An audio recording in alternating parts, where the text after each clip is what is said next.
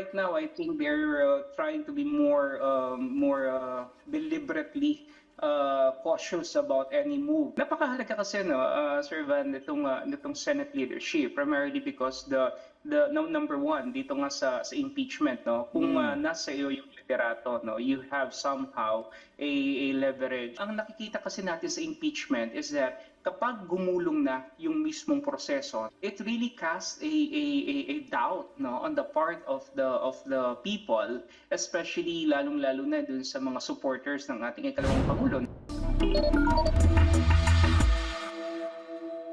Pilipinas, gising na. Nakatutok na naman ang bayan sa mga latest na nangyayari sa Senado. Kahapon po, inilabas na ang CCTV na pag-alis ni Senador Bato sa Senado. Samantala, ang writ of summons naman para kay Vice President Sara Duterte na isilbi na. Yan ang ating pag-uusapan, lilinawin at hihimayin.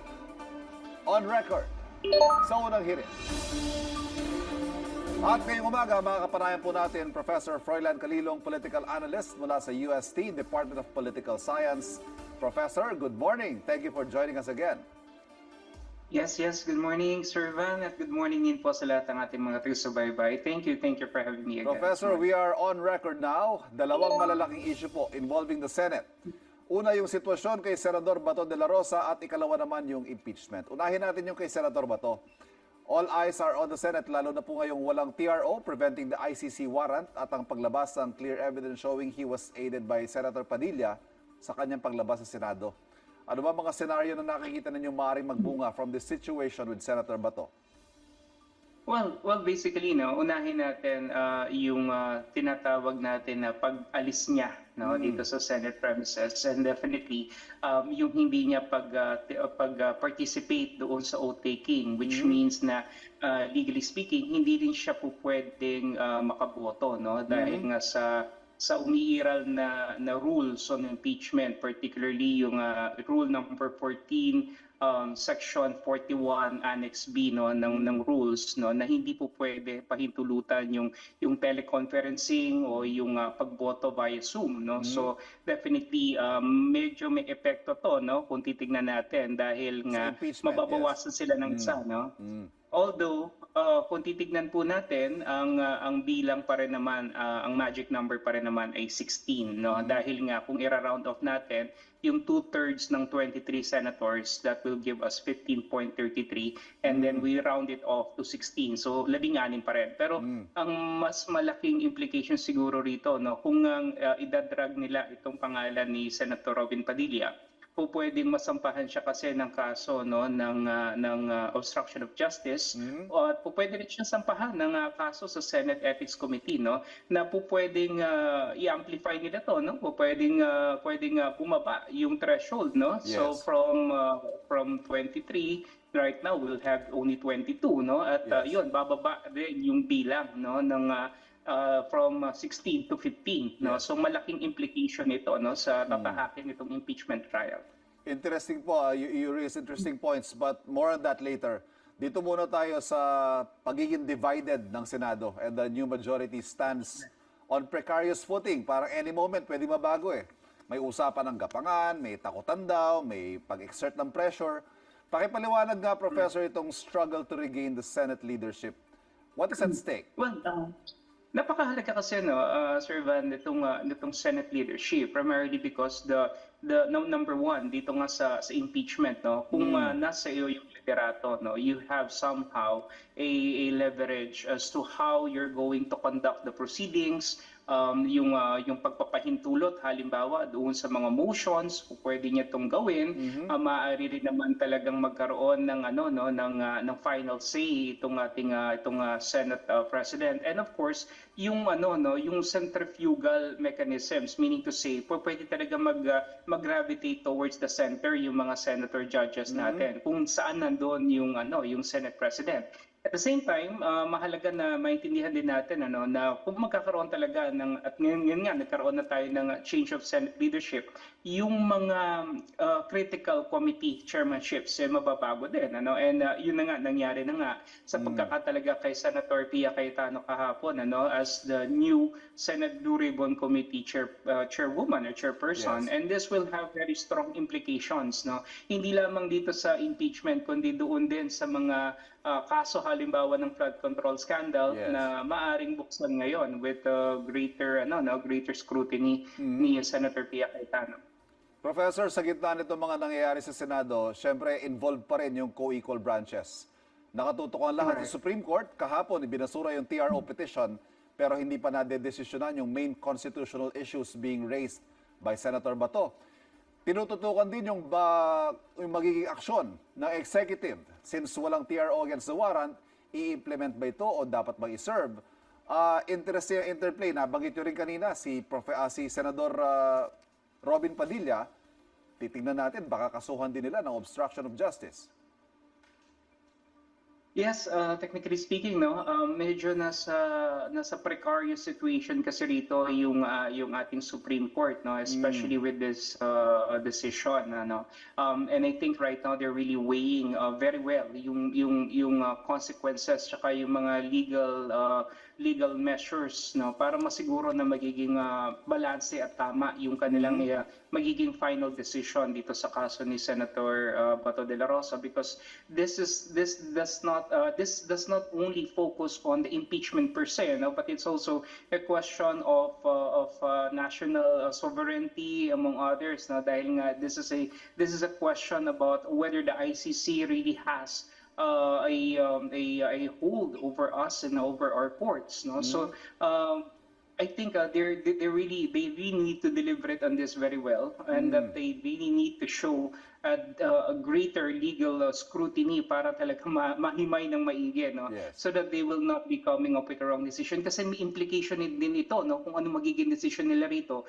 doon sa nangyaring pag-aresto kay dating Pangulong Rodrigo Roa Duterte, So kumbaga po pwede natin kasi itahi ito or ikabit ito ron, So I think they're really treading on very, very serious lines at the moment.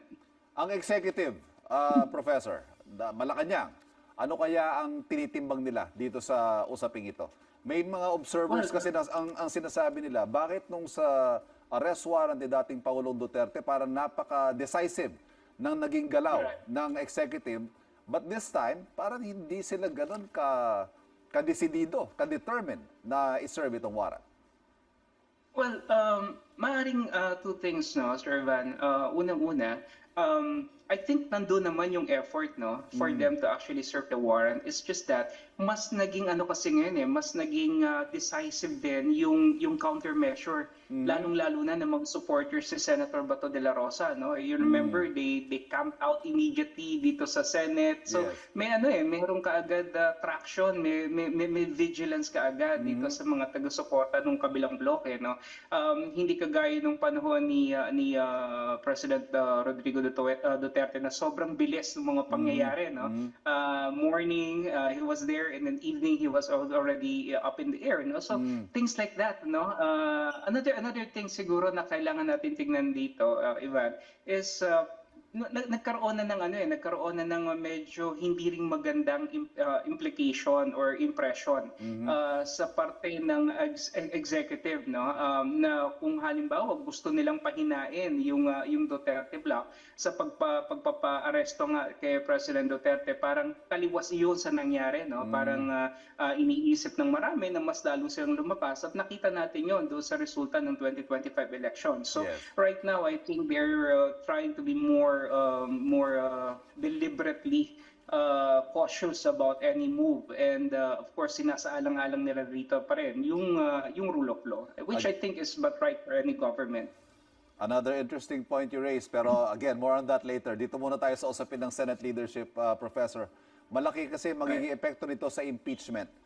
May oath of political neutrality yung senator judges, pero hindi rin naman natin mayaalis na malinaw ang leaning ng mga nasa mayorya at minorya.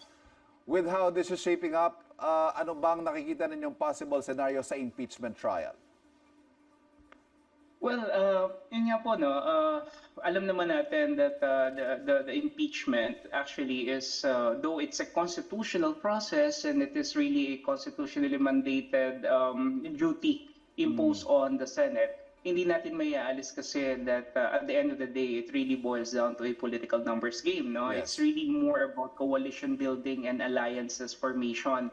At yun nga yung maaring nakita natin this early, kung kaya nagkaroon na kaagad ng pagbabago doon sa Senate leadership, gayon din naman nagbago na rin yung majority tsaka yung minority coalitions, and again this sends a very strong signal kasi nangyari ito days before the formal beginning of the impeachment procedures or Yes. the impeachment proceedings. So ang sa akin siguro may maari rin naman na at the course of the impeachment, dahil sa halimbawa sa bigat at sa linaw, halimbawa ng mga testimonya at ng mga magiging pahayag at ng mga dokumento na magbibigay diin doon sa mga paratang, maaari rin namang magkaroon ng pagbabago itong ating mga senator judges, no? Kasi titignan din natin dito what will be the public impression on them, no? Kasi if the evidences is insurmountable and if they are too overwhelming, I think these